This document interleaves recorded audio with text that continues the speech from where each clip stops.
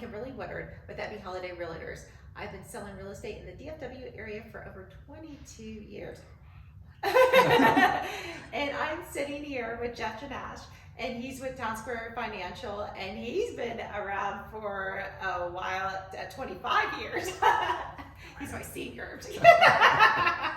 But, Jeff, this is the question of the day, is that I have people that I love to move, but I know my house is going to sell quick, or, I am not ready, or I found the perfect house, but I need to sell my house first. Right. And they're like, well, what should I do? Right. And people will sit off on the sidelines because of that, right? They're just like, I don't want to do it because I don't want to be not being able to find a house. But, there are actually really good options out there. You have, your traditional bridge loan, yes. Which is the most traditional, thing that we do, which is, you do 100% financing, you roll all the closing costs in on the one you're buying. Right. If you have enough equity in your current house, and then later, once you sell your house, we'll use that equity, and then we'll refinance your other loan, the new purchase, and we'll apply that so you'll have the lower payments on that. So, and you don't have two payments at once. That's always a big question. Yes. So that's a great thing, and you don't have to qualify for both homes at the same time. So really good option. We just started offering those options. The other thing that we see sometimes in that scenario is that they'll do a home equity line of credit on their current home, a little bit more inexpensive option. You'll do a home equity line of credit, pull money out of your current home, and then we'll use that towards the down payment of the new home. So that's another option, and sometimes it could be a better option. It's just a little bit more involved, so you got to do that up front, because you usually don't want to go buy the other house waiting on the home equity line of credit. Yes. So that's one thing as well, and then also too, sometimes what we'll see is if we can qualify them for both loans at the same time. If they, someone has like a 401k, you can go take a loan out on your 401k. A lot of people don't even know that. You can take a hardship loan to purchase a property up to generally $50,000 or 50%, whichever one is less, and you can use that to buy your home. And then afterwards, let's say it's like 10% down on 500,000, right? And afterwards, you can do what's called a recast, where you go sell your house. After you sold your house, you can use that equity, apply even more towards that house if you'd like, or or pay off the 401k, and then you can reset your payments based on the additional equity you put in. Interesting. Home ownership, and talking about how we saw growing up, we saw our parents struggle and buy that first home, and use that as a stair-stepping climber to the next home, to the next home, to their ultimate goal home, because of developing wealth. So I feel like we don't see that right now.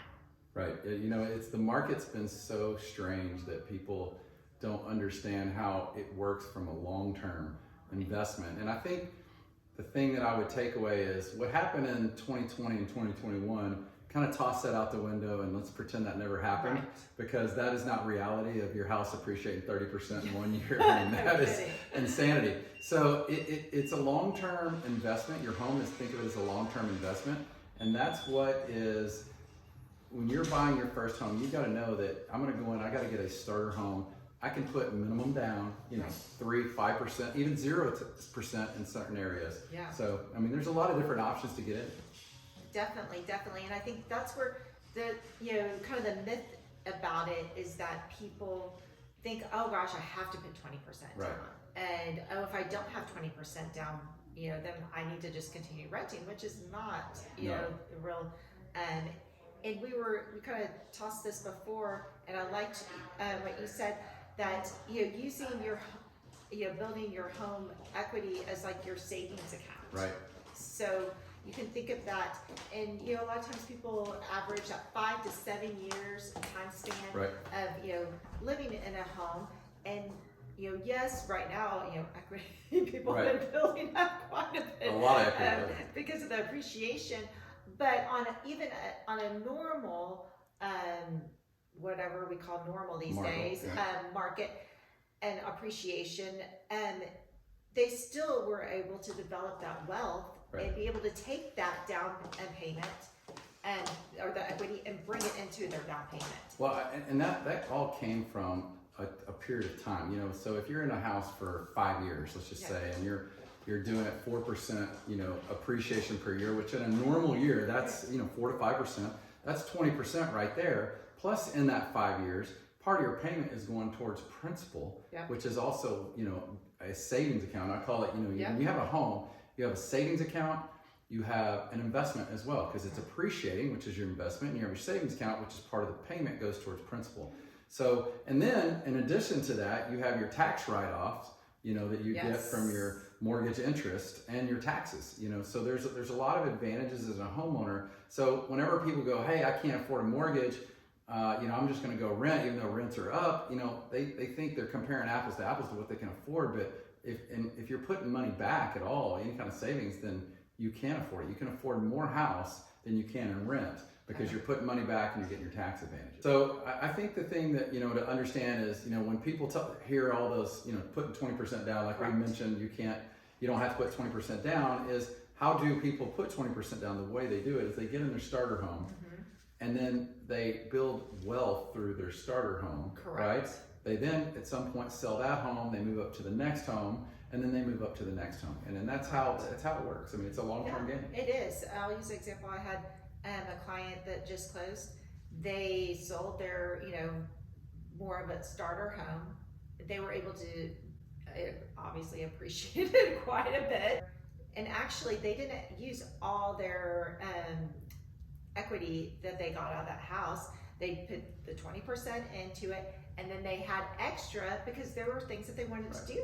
So they had about $50,000 extra that they did really good. They bought their dream property. They had over 2 acres, and now they're able to use some of that money to put into the new home with some of the things that they wanted to do. They wanted to change flooring out and things like that, that they're able to do. And they're basically, it's not out of their cash savings, it's out of their house savings.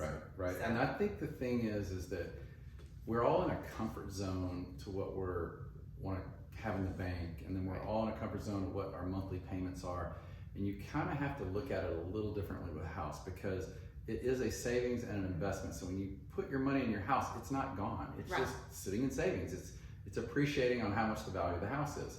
Then also, and that's if you put a down payment, you can do like I said, 0% down. If you can move in for 0% down, we can sometimes get the sellers pay closing costs, and you can then move in and you've already got an investment, and you basically didn't have hardly any investment at all into that property.